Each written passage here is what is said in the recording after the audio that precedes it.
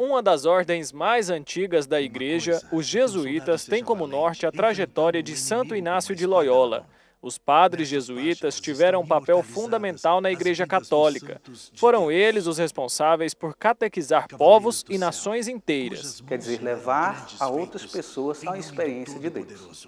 Por sinal, esse legado, nós até dizemos que, às vezes, eu posso estar na igreja, movido pela experiência coletiva de fé. Né? E na experiência que a gente faz de Deus, isso nos leva a uma conversão de nossas atitudes. Inácio fez a sua experiência de conversão e ele quis transmitir a outros. Com uma trajetória marcada por intensa atividade missionária e apostólica, a Ordem dos Jesuítas começou a tomar forma em Paris, na França. Até os 26 anos de idade, Dom Inácio, que era de família cristã e da nobreza, viveu em função das vaidades dos homens, principalmente no exercício das armas. Um jovem que tinha sonhos militares, de se projetar na área militar, e que ao defender uma cidade chamada Pamplona, ele foi atingido por uma bala de canhão. Essa bala o levou à convalescência e ele ficou um período na casa da sua cunhada, muito religiosa. E nesse período de convalescência, ela só tinha 2 livros para ele ler.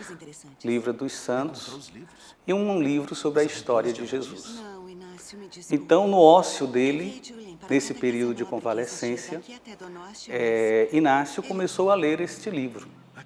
Mas também, além dos livros, ele pensava nas suas vaidades do mundo, porque ele sonhava se casar com uma princesa, sonhava ter um futuro promissor na nobreza da época.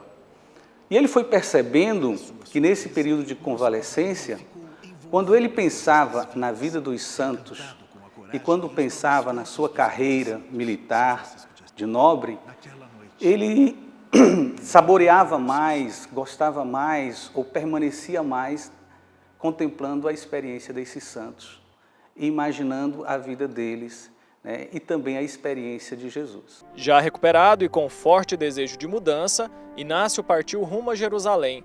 Depois de doar suas roupas a um mendigo, deixou sua espada no altar da igreja de Nossa Senhora de Montserrat, após passar uma noite em oração. E jura fidelidade a ela e ao Senhor Deus, para sempre. Fazendo uma experiência de desapego das coisas do mundo e, ao mesmo tempo, se aprofundando numa dimensão espiritual religiosa. Desapegado dos bens materiais, Inácio de Loyola se vestia como um mendigo e vivia em uma cova para ter tranquilidade para fazer seus exercícios espirituais e as suas anotações em um caderno. Tempos depois, essas anotações se tornaram o livro dos exercícios espirituais, considerado um de seus maiores legados até hoje. 3 classes de ser humano que somos, 3 graus de amor que devemos abraçar e aí conhecer os mistérios de Cristo. Entramos na sua paixão, morte, ressurreição e depois vamos para a contemplação para alcançar o amor. Então são etapas dos exercícios espirituais de Santo Inácio de Loyola que ele viveu, que ele organizou, sistematizou e deixou como legado para a igreja hoje. Não é? Hoje podemos dizer que muitas pessoas que têm a espiritualidade deixada por Santo Inácio de Loyola fazem esses exercícios espirituais. Inácio, que não tinha estudado até então, foi perseguido e incompreendido, o que fez sentir a necessidade de buscar conhecimento.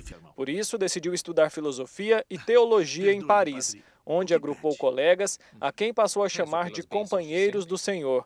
Era o primeiro esboço do que seria mais tarde a Companhia de Jesus. Então, Inácio de Loyola e seus primeiros companheiros se apresentaram a Papa, né? E nessa apresentação eles instituíram a Companhia de Jesus.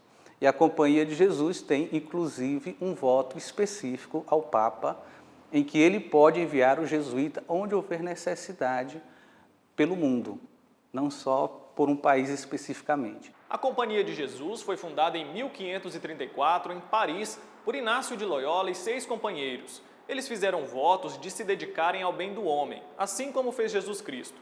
A Ordem dos Jesuítas é reconhecida no mundo inteiro pelos trabalhos missionários e por atuações nas áreas educacional, espiritual e intelectual. 9 anos depois que a companhia foi aprovada pelo Papa Paulo III, os primeiros jesuítas chegaram às terras brasileiras. Na chegada ao Brasil, um aspecto primeiro da missão, não é? E nessa missão, ela sempre se traduziu em educação, em formação. Então, a companhia tem um legado para a formação e para a educação no Brasil. Né? Educar é justamente levar a um outro a ter uma compreensão melhor da sua realidade e eu digo assim, a traduzi-la, né? Essa realidade em escritos, em experiências coletivas, né? Em comunicação, em artes visuais, na pintura. Então, os jesuítas sempre trabalharam nessa dimensão da educação. Os jesuítas criaram uma relação muito forte com o Papa desde o início da ordem, por se colocarem à disposição para ir aonde o pontífice quiser, sem questionar. O fato de atualmente termos um Papa de ordem jesuíta estreita ainda mais esses laços. Para nós é um presente de Deus, né? Ter o Papa Francisco como aquele que conduz a sua igreja, porque ele é um homem de discernimento. Né? E em todas as suas ações, ele está preocupado em realizar a vontade de Deus. E essa é a nossa preocupação, né? Procurar realizar a vontade de Deus. E ele traduz isso muito bem nas suas ações.